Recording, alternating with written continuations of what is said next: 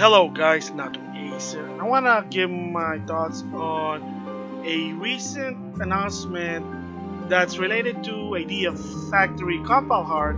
However, they're not the one that made an announcement. It's a different company, and it's from Eastasiasoft. And what is it? Well, the sequel to Moero Chronicle Hyper. Now the sequels come. Moero Crystal Hyper finally is coming in the West for the Nintendo Switch. But wait, you're saying, wait a minute, was this game already out? Yes, long time ago, it was out in the Vita, just like the first game. Unfortunately, by the time the Vita was already like dying, so Idea Factory said, yeah, we're not gonna localize it. Tough cookie. So anyway, Eastasiasoft make an announcement that Moero Crystal H is coming in the West. So this is not a new game.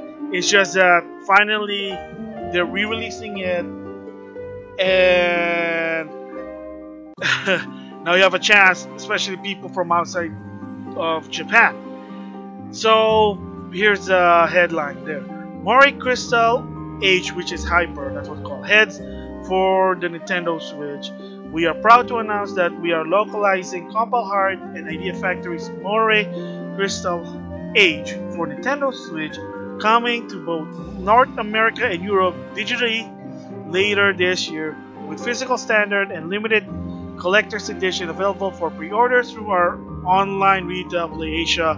I guess they own PlayAsia. I bought some stuff there, so yeah, I mean, it's an import store, but it is what it is. What can you do? Starting May 28th, as part of a joint effort to bring the game to audience in English for the first time. So, already there you might be thinking to yourself, okay, interesting. Why isn't it Idea Factory / Compile Heart publishing the game or localizing? Why do they have to outsource it to someone else like Eastasiasoft? So, yes, to me personally, it's not a bad thing, but a bit of concerning, because it kind of also showed that what's the confidence of this franchise that you're letting someone else localize your game? What's the doohickey there? What's going on there? And most common reason is that you gotta keep in mind that Idea Factory International, they're not that big. And I remember I was watching the Anime Expo, and Rob Dizzle and Zandragoon, works for Idea Factory International, he had said that they're not that big, and sometimes their localization team, they're not that big. They're good, they're skillful, but they're not that big. And of course, what's the other game that they're already focused on trying to localize it? And that is Dead End Request 2. So you want them to do another one, that's going to be insane. I mean, they're still coming out, which is proud, but again, that's sort of the reason why. So it's either doesn't come out or it comes out with a different company. So I mean, what they get from it is that, yeah, you still get it, there's an English version, and they're just paying Eastasiasoft to do everything, and they probably get something about it. Of course, they'll also have that tag that, oh, the IP still belongs to Idea Factory Compile Heart. But again, like I said, they probably too focused on Dead End Request 2. That's the reason why they said, well, let's outsource this, let someone else localize Eastasiasoft. And I'm going to give my thoughts about that whole situation in a different video, but not this one. So, the fact sheet, we have it here. It's an RPG on the Switch. It's going to come this summer. The only downside for this one is, I mean, as expected, it's only in Japanese, so they have no dub. Again, paid English dub, maybe, but from what I heard, Eastasiasoft, they're not in the line of, but they're not in a job or in the line of work of putting English dub. That's really, they just can't do it, but they probably don't have the funding. I know some companies have been doing that now, unless Idea Factory put the money in to put English dub, but it seems that even Idea Factory is like, yep, nope. So again, just like Moero Chronicles Hyper, Moero Crystal Hyper will not have English dub. A bit of a bummer on my side, because I'm a supporter of English dub in Japanese game, whether they're good or bad. Give people option, they'll support them more. It is what it is. So again, that's awesome that it's bring out. I know it is like You gotta take what it is. I mean, either that or they don't release it. You know, kind of like Bayonetta 2, funny the game. That's why it was a Wii exclusive. It's either that or they don't bring it out because Segas are being asked. Like I said, I'm gonna give my thoughts on the whole situation about outsourcing publishing of a IP that belongs to another one. It's a common thing. This has been out since the Super Nintendo days, believe it or not. Heck, maybe even the Nintendo. I don't remember because I was too young, but there have been since the Super Nintendo, I can tell you. And here's an example. Street Fighter Alpha 2 for the Super Nintendo. In Japan, it was published by Capcom. In America, it was published by Nintendo because there have been rumor, I mean this long time ago, that Capcom didn't really have a plan to localize the Super Nintendo version of Street Fighter Alpha 2. Nintendo said, yeah, we'll be the one doing it. So it is what it is.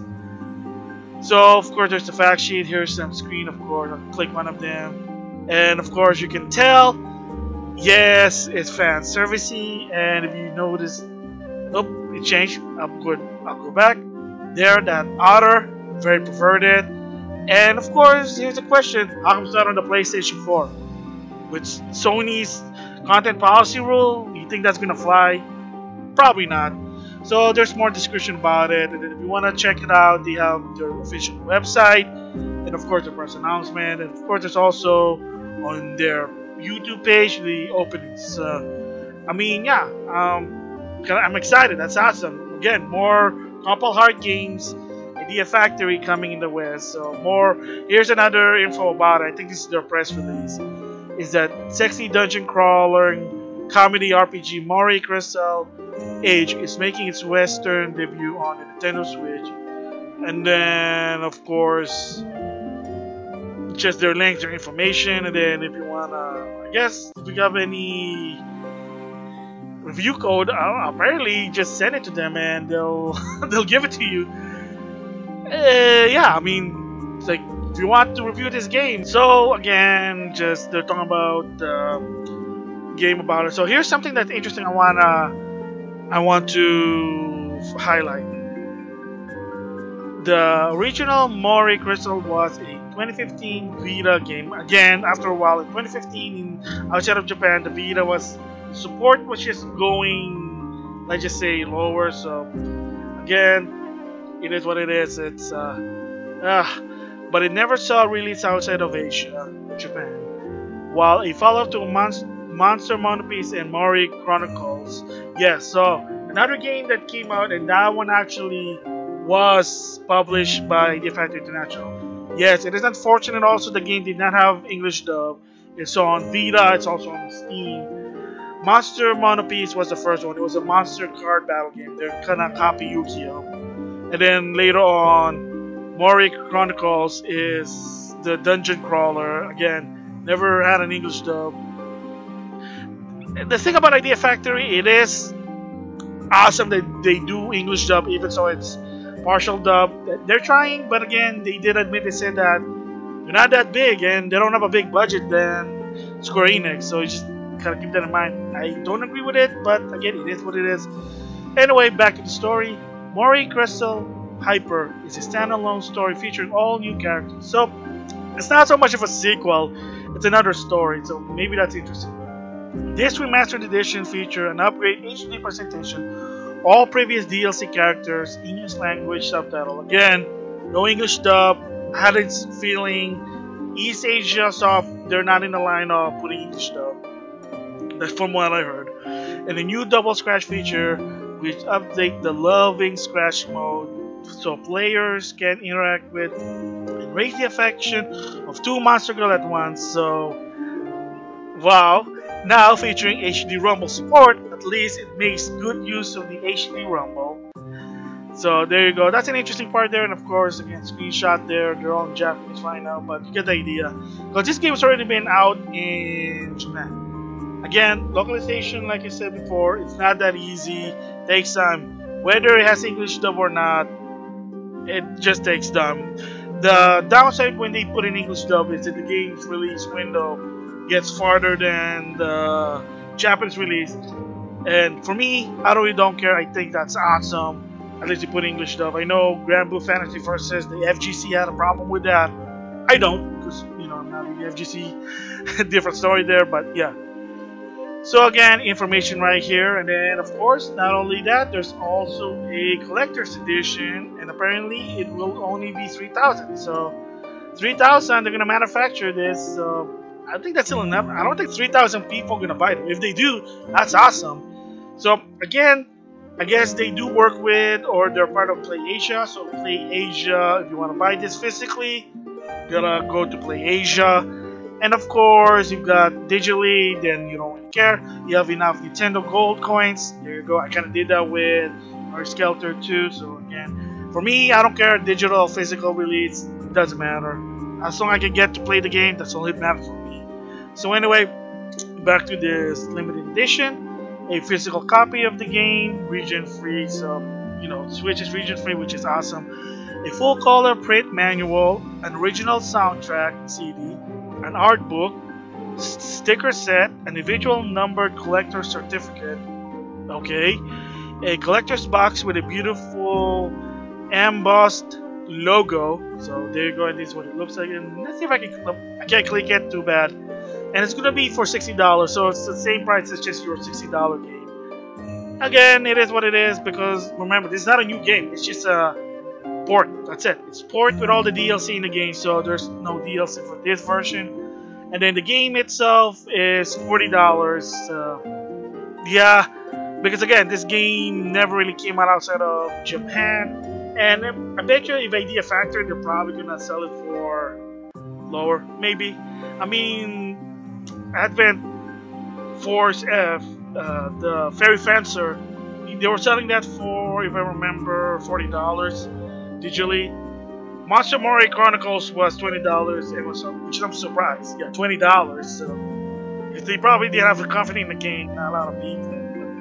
But again, there you go. So the only downside also with this is that since Eastasiasoft is in charge of localizing, publishing Moero Chronicle H, will Rob Dizzle and Zandragoon gonna do a stream of this one? If they do a partnership with Eastasiasoft, maybe, but I hardly doubt it, because again, the reason is it's a different company. So yeah, so I mean, in that part, it is what it is. They're doing whatever it takes. That, hey, look, it's either bring the game out or you don't bring it out at all. So for people who don't know what Eastasiasoft, this is their website. They've done some other games that kind of interesting, of course. Riddle Corp EX, popular game. A lot of people like that one. It's like a twin shooter zombie game. Let's see what else that I recognize. I know they have a lot, so alright, let me just click to the game section. Okay, I'm gonna go with PlayStation 4 because everybody loves that, even so with their assy content policy, but that's a different story there. Alright, here are some of the games that they either localize or publish. They're not, I don't think they're developed. Maybe they are, I'm not really familiar with them much. I just heard of their name. Alright, so far I'm not recognizing a lot of it. Xenon, Valkyrie Plus, okay, yeah. A lot of people talk about it, they like it. Super Destruction Land War? Okay, I don't know. Okay, I'm still not seeing it. I know I'm putting in the PlayStation 4, but I mean, I've seen them on the store, but like I said, I'm trying to look for a game that I really know that what they're known for. Milo's Quest. Dogs. Alright. Milo's Kilo Kid. I played that game. Foxy. Well, here's one. Pantsu Hunter, but from what I heard, that's actually developed in America. Okay, I digress. Okay, hold on. Let's see. Oh, I remember that game. Yeah, the very first game was published by Sony on the Vita. It's a wannabe Advance War. It's not that bad. Oh, yeah, this game. Okay, so yeah, most of it, if you notice here, I think they just published most of their game. Localized, published, but whatever.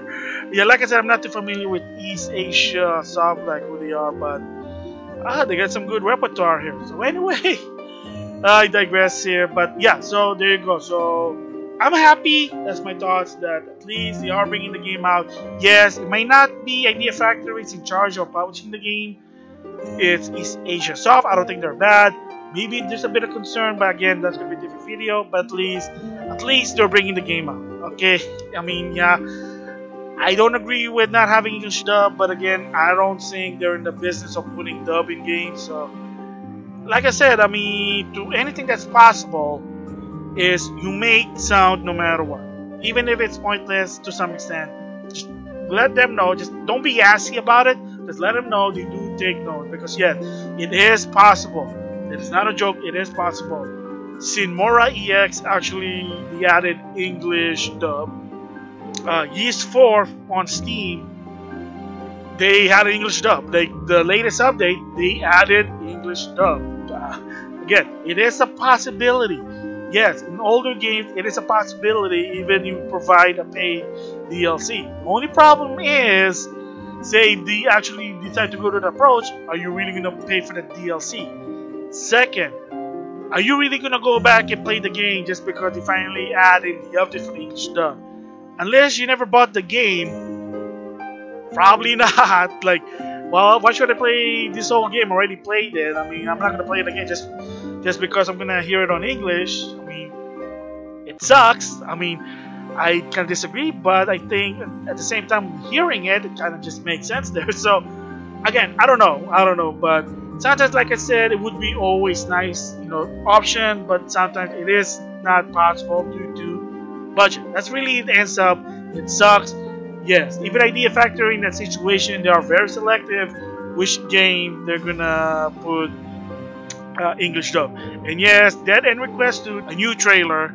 Yes, the game seems to have English dub. So I'm keeping you in check, Idea Factory. You better have English dub in that game. So just saying there, So yeah, that's my thoughts on Moero Crystal Hyper. It's awesome that they're coming out. Yeah, it's gonna come out this August. Awesome. Again, more Idea Factory games, even so that they're not the one that charge. It's Eastasiasoft. So again, it is what it is. It's better than nothing. I know, mighty number 9. So with that, I'll see you guys later.